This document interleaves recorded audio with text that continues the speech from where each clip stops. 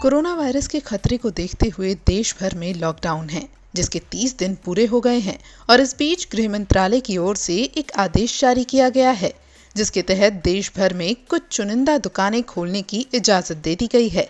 लेकिन इस आदेश को लेकर आम जनता से लेकर दुकानदारों में कुछ कंफ्यूजन बन गया। लेकिन अब खुद मंत्रालय की जॉइंट सेक्रेटरी पुण्य सलीला श्रीवास्तव ने खुद इन सारे कंफ्यूजन को दूर किया है। उन्होंने न सिर्फ सरकार के इस आदेश का पूरा मतलब समझाया है, साथ ही बताया है कि कौन सी दुकानें खुलेंगी और कौन सी नहीं और किन स्थितियों में। कल गृह मंत्रालय ने आदेश पारित किया है, जिसके अनुसार ग्रामीण क्षेत्र में सभी प्रकार की दुकानों को खोलने की अनुमति है, सिवाय शॉपिंग मॉल्स के।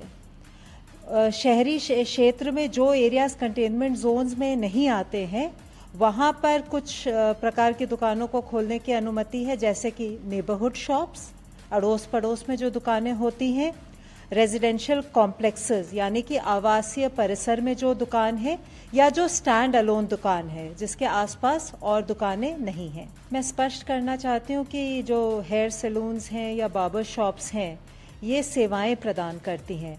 अभी हमारा आदेश सिर्फ उन दुकानों के लिए है जहां सामान की बिक्री होती है। तो क्या रहेगा मैम? अभी बार्बर शॉप्स और हेयर सैलून्स खोलने की अनुमति नहीं है।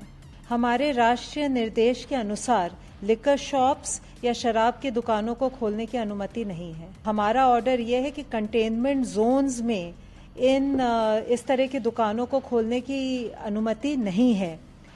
ये हर राज्य सरकार को निर्णय लेना है कि वो किस प्रकार कंटेनमेंट जोन के बाहर इन एक्टिविटीज़ को, इन गतिविधियों को रेगुलेट करे। बेसिक उद्देश्य ये है कि सोशल डिस्टेंसिंग का पालन हो, भीड़ इकट्ठी ना हो और जिससे कि हम कोविड-19 के संक्रमण को फैलने से रोक सकें। जो शॉप्स आइटम्स बेच रही हैं वो शॉप्स तो खुली रह सकती हैं, लेकिन अगर वो शॉप सर्विसेज प्रदान कर रही हैं, जैसे हेयर कटिंग या ब्यूटी ट्रीटमेंट या स्पा वगैरह, उनको अभी खोलने की अनुमति नहीं है। ई कॉमर्स के लिए अभी पुराना ही नियम लागू रहेगा। ई कॉमर्स के अंतर्गत सिर्फ एसेंशियल आइटम्स यानी कि आवश्यक वस्तुओं की बिक्री की अनुमति है। यानी अभी उसमें और कोई सामान भी ऐड ऑन नहीं हुआ है? नहीं, अभी ई कॉमर्स के अंतर्गत कोई और सामान का एड ऑन नहीं हुआ है। सरकार की तरफ से दी गई इस रियायत में संक्रमण फैलने से बचने के लिए भी कुछ शर्तें हैं।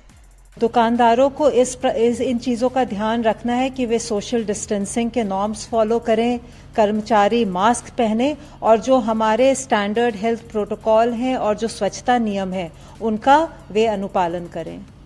हालांकि गृह मंत्रालय की जॉइंट सेक्रेटरी ने ये साफ किया है कि केंद्र की तरफ से दी गई ये राहतें किस राज्य में लागू होंगी, इसका फैसला राज्य सरकारें खुद करेंगी। पहले भी बताया था, जो आपदा प्रबंधन अधिनियम के अंतर्गत जो गृह मंत्रालय के आदेश हैं वे सभी राज्य सरकारों के लिए अनिवार्य हैं।